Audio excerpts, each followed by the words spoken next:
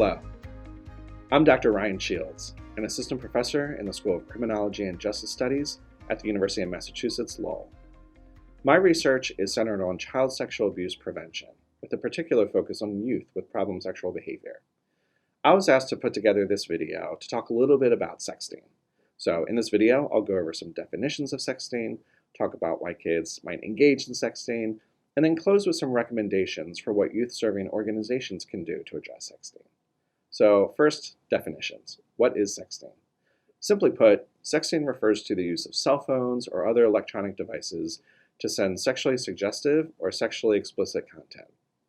I think that simple definition sort of belies the complexity of the issue, however. When I think about sexting, I try and think of the activity, the content, and the context of sexting. So let's explore these.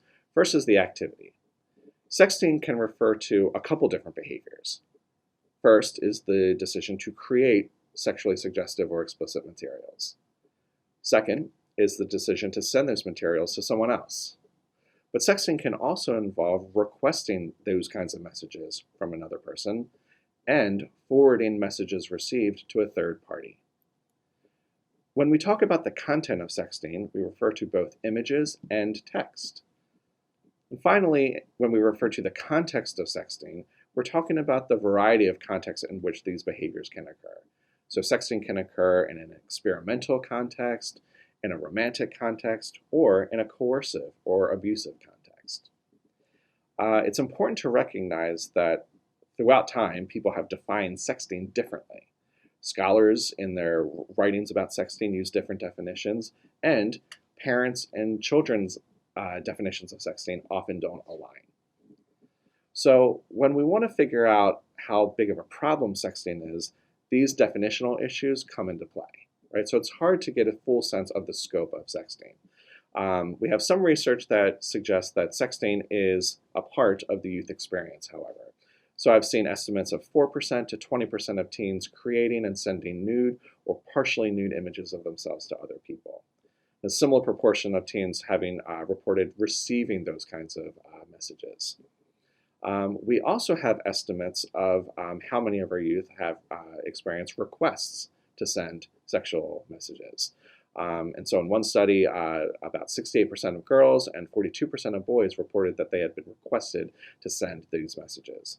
So I think the summary point here is that while most youth do not send sexually explicit material, many youth have experienced or confronted this issue in the form of requests, right? So it's something that I don't think we need to panic about, but it is something that we need to address and give youth the tools to navigate these experiences successfully. I think this is important because there are consequences to sexting, right? And so there may be social consequences, impacts on reputation, embarrassment, fear, as well as some legal ramifications. There are high-profile cases of youth who have sent sex or created sex being prosecuted under child pornography laws. And so I think it's important that we give adolescents and teens the tools necessary to be able to make good decisions about their behaviors. So lots of people want to know why kids engage in sexting. And I think there's a desire or there's a tendency to focus on the technology, right? Why are kids sexting? By focusing on the technology as the cause, though, that sort of limits our understanding. We really should think of the technology, the use of cell phones and social media, as a facilitator, not a cause of behavior. The causes of behavior are the same things that have caused behavior in a variety of different contexts. Sexting is just a manifestation of that, right? And facilitated by the technology. So I think if we place sexting in a developmental view, we can look at kids' psychosexual and social development, as well as sexting as a function of some adolescent risk-taking, adolescent behavior. The same kinds of risk-taking that kids have always taken, right? Just now that we have technology, we have it being facilitated in a different way. So what can youth-serving organizations do to address sexting? Well, broadly, I think youth-serving organizations would benefit from taking a public health approach to addressing sexting, rather than a punitive one. In a public health approach, We first identify the scope of the problem in the community. We then try and understand the risk factors that increase the likelihood of the behavior, as well as the protective factors that decrease the likelihood of the behavior. Next, we design and evaluate programs that are responsive to those risks and protective factors.